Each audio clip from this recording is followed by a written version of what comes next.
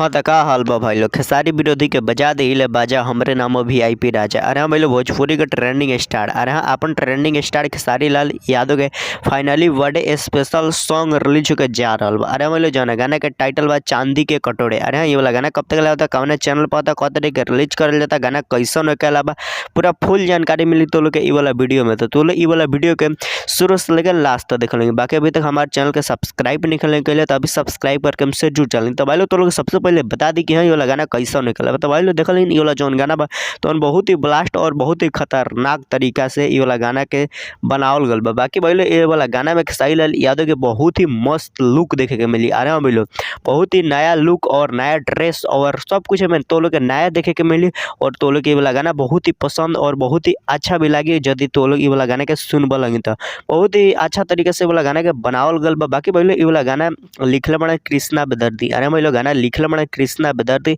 बाकी music director बना आने वाला म्यूजिक बा आर्या शर्मा के और गाना लिखले बड़ा कृष्णा बेदर्दी। बाकी भाई लोग गाना बहुत ही बम ब्लास्ट सॉन्ग होके अलावा खेसारी लाल यादव के स्पेशल वाला बर्थडे सॉन्ग है। और खेसारी लाल यादव के पहली बार बर्थडे के दिन सॉन्ग आवता था, कुछ अच्छा ही और कुछ खतरनाक ही सोचल गल हुई और बनावल गल हुई। और भाई लोग ये गाना सच में बहुत ही बेस्ट, बहुत ही झकास बा। अगर तो लोग सुनबा लगी तो लोग के मजा आ जाए।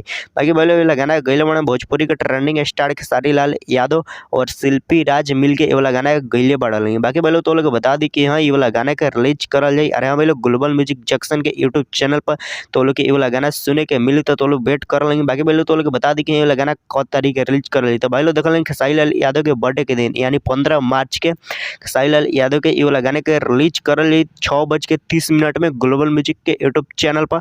तो लोग 6:30 में 15 मार्च के रेडी रहेंगे। खेसारी लाल यादव के बर्थडे बा और वही दिन ये वाला गाने के छोड़ल जाए। अरे हाँ भाई, तो लोग ये वाला गाने के मिस मत कर लेंगे। गाने के सुनिए लेंगे, गाना बहुत ही बेस्ट, बहुत ही मस्त, बहुत ही झकास तरीके से गाना के बनावल गल बा। और खेसारी लाल यादव के ये वाला गाना में तो लोग का ड्रेस देख लेंगे तो बहुत ही खतरनाक खेसारी लाल यादव तो लोग के ये वाला गाना में ड्रेस में नजर आई हन। बाकी भाई लोग गाना बहुत ही बेस्ट, बहुत ही मस्त, बहुत ही झकास होके अलावा खेसारी लाल यादव और शिल्पी राज मिल के वाला गाना गईले बढ़े ग्लोबल म्यूजिक के यूट्यूब चैनल पर रिलीज हुई। तो लोग गाना के वेट कर लेंगे। 1 से मतलब 15 तारीख के ये वाला गाना के रिलीज करल जाए 6:30 में ग्लोबल म्यूजिक के यूट्यूब चैनल पर। तो लोग गाना के सुनिए लेंगे, गाना बहुत ही बवाल, बहुत ही खतरनाक, बहुत ही हेवी बा। तो लोग ये वाला गाना के मिस मत कर लेंगे, काहे कि गाना बहुत ही मस्त बा। बाकी भाई लोग तो लोग के ये वाला वीडियो कैसा लगल, अच्छा लगल हो तो लाइक कर लेंगे, चैनल के सब्सक्राइब कर लेंगे, वीडियो के शेयर कर लेंगे।